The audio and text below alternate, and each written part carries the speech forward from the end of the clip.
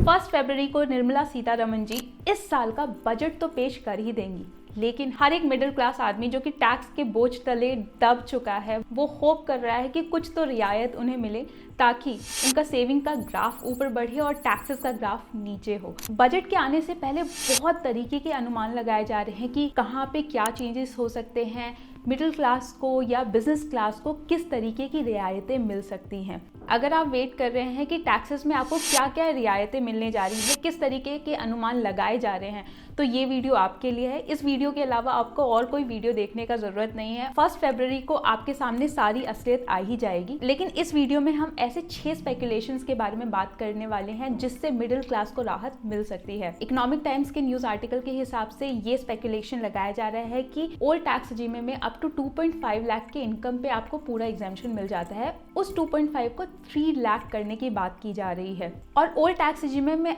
Up to 10 lakh rupees आपको 20% taxes पे करने पड़ते हैं, उसको बढ़ा के 12% करने की बात की जा रही है। लेकिन मेरे ओपिनियन में शायद से ऐसा ना हो।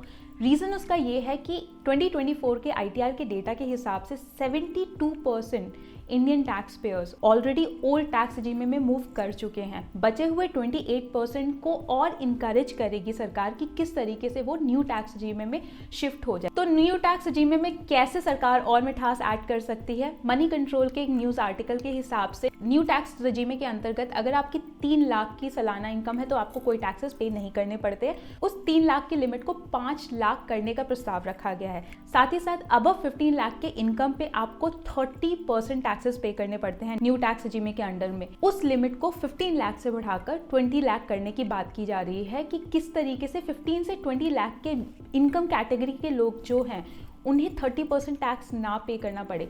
रीज़न उसका ये है कि इन्फ्लेशन बहुत ज़्यादा बढ़ा है, रियल स्टेट के प्राइसिंग बहुत ज़्यादा बढ़े हैं। All over the country real estate की जो रेंटल प्राइसिंग है वो बहुत ज़्यादा इंक्रीज़ हुई है। इस वजह से लोगों के एक्सपेंसेस बहुत ज़्यादा इंक्रीज़ हुए हैं। तो इसी वजह से लोग डिमांड कर रहे हैं कि थोड़ा टैक्सेस में रियायत दी जाए ताकि वो सेविंग थोड़ा ज़्यादा कर सके। अगर सेविंग नहीं भी कर पा रहे हैं तो खर्चा तो करने के लिए उनके पास थोड़ा ज़्यादा पैसा हो सकता है कि न्यू टैक्स रेजिम में ये चेंजेस किए जाएं। लास्ट ईयर के बजट में जो न्यू टैक्स रेजिम के अंडर में स्टैंडर्ड डिडक्शन था 50,000 का, जो कि ओल्ड टैक्स रेजिम में भी अवेलेबल है। न्यू टैक्स रेजिम के अडॉप्शन को इंक्रीज करने के लिए स्टैंडर्ड डिडक्शन को 75,000 कर दिया गया था। मिंट के एक न्यूज़ आर्टिकल के हिसाब से ये अनुमान लगाया जा रहा है कि इस 75,000 के लिमिट को 1 लाख तक किया जा सकता है। आगे आने वाला समय ही बताया जाएगा कि ये 75,000 रहेगा या 1 लाख ही रहेगा। कोरोना के बाद से हम सबको ये समझ आ चुका है कि हर एक आदमी के पास अपना हेल्थ इंश्योरेंस होना कितना ज़्यादा ज़रूरी है।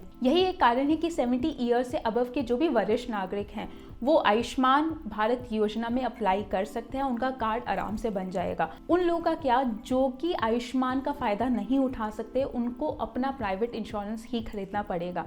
तो यहाँ पे अनुमान लगाया जा रहा है कि राइट नाउ जो 25,000 की लिमिट है, जहाँ पर आप 80D के अंडर में डिडक्शन क्लेम कर सकते हैं फॉर ईयर 60 एंड बिलो, उन लोगों के लिए इस लिमिट को 25 से 50,000 करने की बात की जा रही है, ताकि अगर वो मेडिकल इंश्योरेंस खरीदते हैं तो वहाँ पर उनको 50,000 तक के प्रीमियम पर डिडक्शन क्लेम करने का मौका मिले। इसके अलावा टर्म इंश्योरेंस की अगर बात कर ले तो वो ATC के कैटेगरी में आता है। कहा जा रहा है कि टर्म इंश्योरेंस के लिए एक अलग एग्जेम्पशन की कैटेगरी लॉन्च की जाए ताकि ज़्यादा से ज़्यादा लोग टर्म इंश्योरेंस खरीदें। रीज़न उसका यही होता है कि अगर परिवार में एक ही जन कमाने वाला है, उसको कुछ हो जाता है तो उसके पीछे में फैमिली के रोज़मर्रा के खर्चों के लिए टर्म इंश्योरेंस से पैसा निकल जाए। इसके अडॉप्शन को इनकरेज करने के लिए हो सकता है कि इसकी एक सेपरेट एग्जेम्पशन कैटेगरी क्रिएट की जाए in the budget 2025। Fix deposit की बात कर ले तो वहाँ पर आपको अप टू 40,000 का जो इंटरेस्ट मिलता है उस पर कोई टैक्सेस पे नहीं करने पड़ते। लेकिन अगर कोई वरिष्ठ नागरिक है 60 से अबव है, उनके लिए ये लिमिट 50,000 की होती है। ये अनुमान लगाया जा रहा है कि इस इंटरेस्ट पे आपको रियायत दी जाए।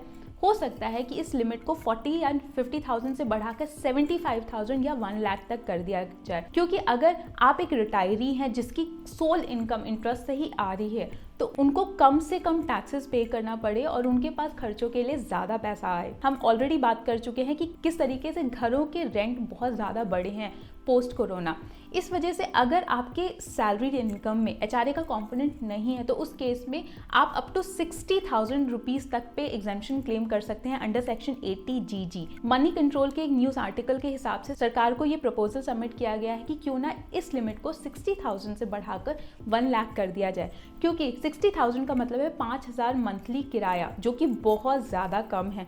एटलीस्ट उसको 1 लाख कर दिया जाएगा तो वहाँ पर लोग ज़्यादा डिडक्शन क्लेम कर पाएंगे और उनके पास कंजम्पशन के लिए ज़्यादा पैसा बचेगा। ये सारे प्रपोजल्स इसलिए सबमिट किए गए हैं क्योंकि इन्फ्लेशन बहुत ज़्यादा बढ़ा है। अगर टैक्सेस में रियायत लोगों को दी जाती है तो उससे लोगों का स्पेंडिंग पावर ही इंक्रीज होगा और उससे अगर आप मार्केट में कुछ भी चीज़ खरीदने जाते हैं तो हर एक आइटम पे जीएसटी पे करते हैं, तो सरकार जीएसटी के थ्रू तो वो टैक्सेस रिकवर कर ही लेगी। बाकी 1 फरवरी 2025 को निर्मला सीतारमण जी बता ही देंगी कि इन अनुमानों में कितनी सच्चाई है। आशा करती हूँ ये वीडियो आपको अच्छा लगा होगा। अगर आपको अच्छा लगा है तो आप लाइक ज़रूर कीजिएगा और मेरे और वीडियोज़ देखने के लिए आप चैनल को सब्सक्राइब भी कर सकते हैं।